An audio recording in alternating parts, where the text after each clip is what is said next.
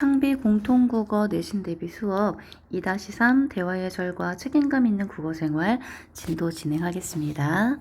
자, 일단 제목에서 보셨듯이 이 단어는요, 대화 예절과 국어 생활에 대해서 배우는 단원입니다.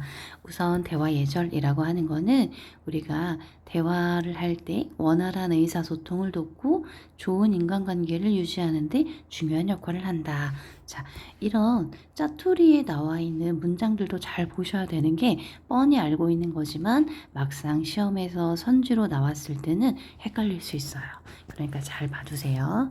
자, 그러면 첫 번째 대화의 원리에서 협력의 원리를 배울 겁니다. 자, 협력의 원리는요, 대화 참여자가 목적을 달성하기 위해서 서로 협력해야 한다라는 의미가 있습니다. 일단 화자는 흐름에 맞게 말하고 청자는 또 목적이나 상황에 맞게 해석해야 한다라고 이해하시면 됩니다. 그러니까 협력의 원리는요, 화자만 지켜야 되는 게 아니라 청자 역시 마찬가지로 적극적이고 능동적으로 해석을 해야 합니다.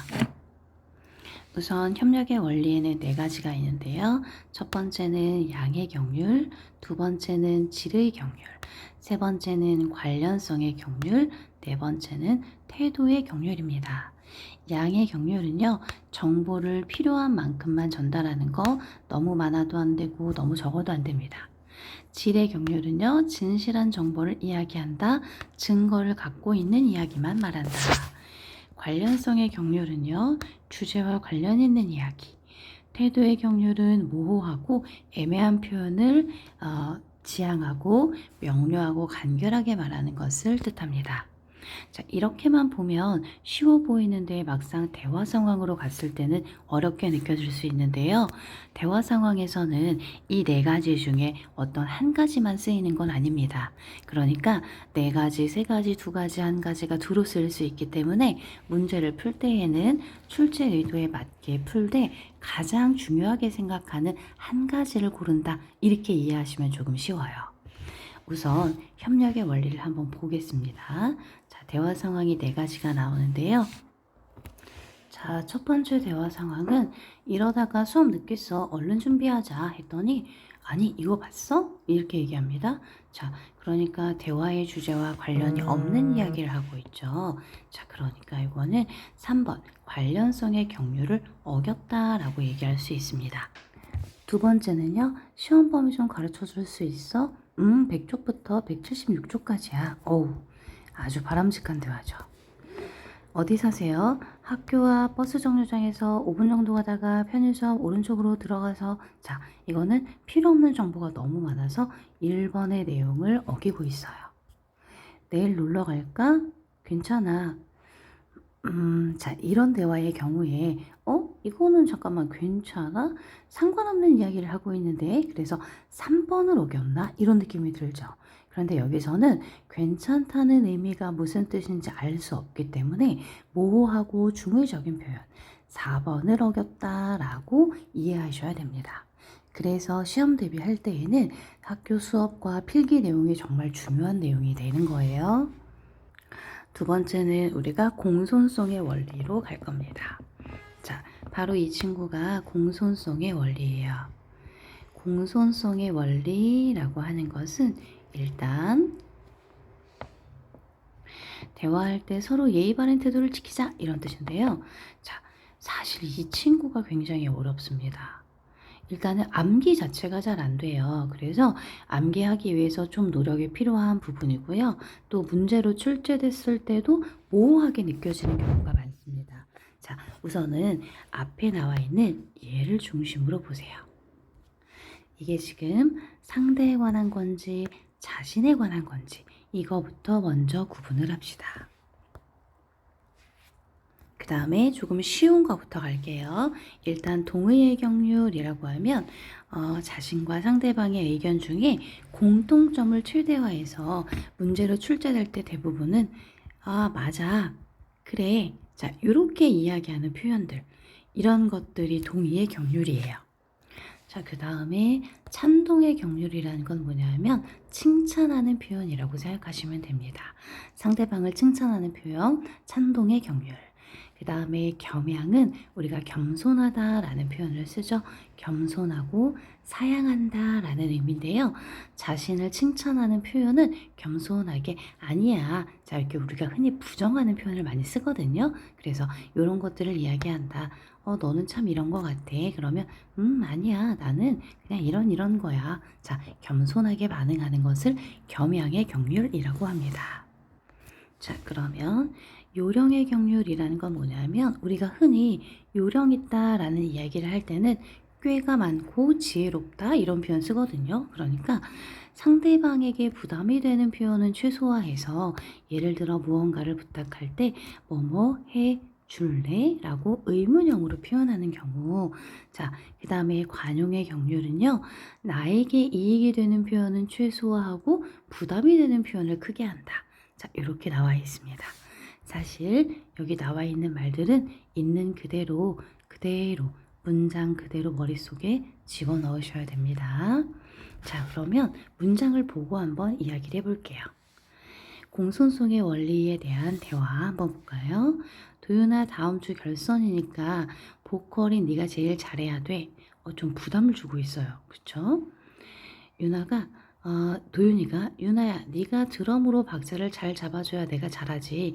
두 친구 전부 다 요령의 경륜을 지금 어기고 있다. 연우가 실력을 갖춘 사람은 기타 연주자인 나뿐인 것 같아. 너희 모두 다 분발해야 돼. 라고 이야기하고 있습니다. 자, 그러면 이 친구들은 전부 다 상대방이 듣기 좋게 말하는 요령의 경륜을 지키지 못하고 또 스스로 겸손하지 못하는, 자, 연우 같은 경우는 겸손하지 못하는 겸양의 경륜도 어기고 있구나라고 이야기할 수 있습니다. 정말 너희들의 말이 동의하기 어렵다. 자, 동의의 경륜을 위배하고 있다. 이거는 조금 쉽게 이해할 수 있겠죠. 자, 그러면 확인 문제도 한번 볼까요? 공손송의 원리를 가장 잘 지킨 사람 요청할 때 이 문서 처리 안 해요? 안 되죠. 조심성 없이 컵을 깨뜨리면 어떻게? 안 되죠. 등산은 별로야. 나는 산보다 바다가 좋은데? 안 되죠. 언니 옷을 빌리는 상황. 이 옷은 언니보다 나한테 더 잘 어울려. 안 됩니다. 질문할 때 선생님, 제가 이해하지 못하겠어요. 다시 한번 설명해 주시겠어요? 라고 하는 게 바로 요령의 경륜을 잘 지킨 사례가 됩니다.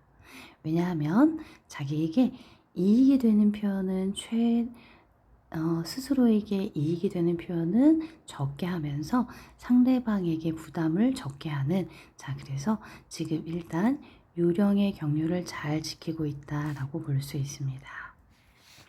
그 다음에 마지막으로 체면 유지의 원리 한번 볼게요. 자, 얘는 소극적 체면 손상하지 않기. 자, 이거는 상대의 부담을 덜어주는 표현. 그 다음에 부담 준 것을 사과하는 표현이라고 보시면 되고요. 적극적으로는 능력을 인정하고 공통점을 강조한다. 그러면 일단 소극적 체면을 손상하지 않기 같은 경우는 부담 준 것을 사과하기 이렇게 있으니까 이것은 요령의 경륜이나 관용의 경륜과 관련이 있구나 라고 보시면 되고, 그 다음에 적극적 체면은 동의의 경륜, 그 다음에 찬동의 경륜과 관련이 깊구나, 그냥 이렇게 이해하시면 될 것 같아요. 담화 관습이라고 하는 거는 우리가 대화를 할 때 관습, 그러니까 오랫동안 사용했던 어떤 일정의 전통이 있다라고 이해하시면 됩니다. 그래서 관습이라고 하면 전통과 관련이 있다라고 이해하시면 되고요. 자, 이거는 직업이나 성별이나 또는 시대나 사회나 등등등에 따라 다르게 나타날 수 있어요.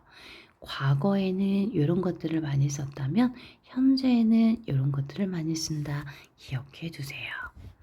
그 다음에 언어 공동체의 다변화. 자, 언어 공동체가 다문화 사회가 되기도 했고, 그 다음에 새로운 언어 실천으로 우리말이 더 풍부해지기도 했고, 그 다음에 또 여러 가지 발생하는 언어 실천 문제나 또는 남북 간의 언어가 달라지는 이런 것들이 있다.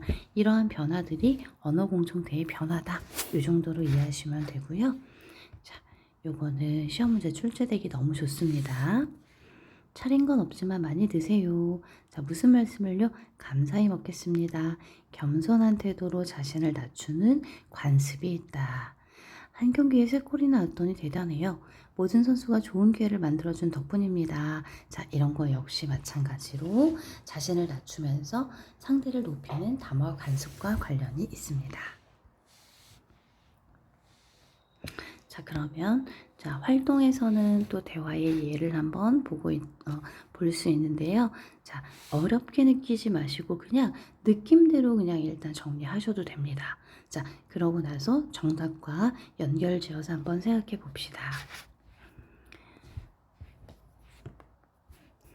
자, 대화 상황을 봤더니요. 네가 수술한 환자구나. 네, 경과가 괜찮네. 쉽지 않은 수술이었을 텐데 네가 발견했다고?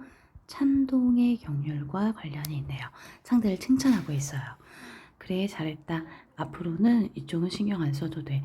내가 알아서 할 테니까. 보이콧이다 뭐다 해서 너랑 어울리는 거 하느라고 짐 빼지 말고 이제 그만 네 자리로 돌아가라는 뜻이야. 섭섭합니다, 사부님. 자, 상대방의 의견에 반대, 찬동하지 않아요. 어, 동의하지 않아요. 네, 동의하지 않고 있어요. 응? 사부님도 결국에는 강동준 선생님 편이셨잖아요.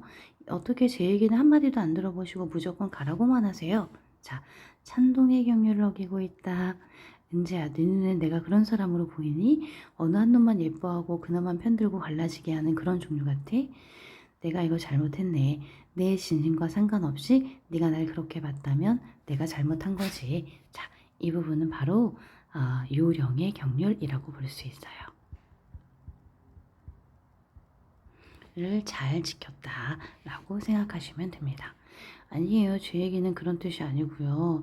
그런데 은재야, 아무리 이유라고 해도 정당한 이유라고 해도 이르는 과정이 옳지 않으면 그것은 옳지 않은 거야. 더구나 그 보이콧을 하고 너에게 가까웠던 사람이 오랫동안 상처받았다는 걸 잘 알면서 그런 방식으로 꽂히게 했을까? 라고 이야기합니다. 이 대화에서는요. 요 일시답안 정도로만 이해하시면 될 것 같아요. 일단 김사부는 협력의 원리를 잘 지키고 있다. 차은재는 협력의 원리를 잘 지키지 않고 있다. 이렇게 이해하시면 되고요. 공손성의 원리 중에서 어디에 해당하는지 아까 찬동의 경률과 유룡의 경률 이해하시면 되겠습니다. 자, 그 다음에 이 부분 한번 볼까요? 담화관습을 비교하고 성찰해보자. 자, 옛사람은 군자는 말을 부득이한 경우에만 해야 된다. 말을 아껴야 한다는 얘기죠. 자, 그래서 스스로 이것을 유념하려고 한다. 그래서 가에 담겨있는 담화관습은 말을 신중하게 해야 된다라는 측면이 있습니다. 나는요, 축구선수 사이다 발언, 거침없는 입담 같은 경우는 최근에는 직설적인 발언을 긍정적으로 평가하는 경향이 있더라 라고 이해하시면 됩니다. 네, 이 단어는 여기까지 설명하고 영상 업로드 하겠습니다.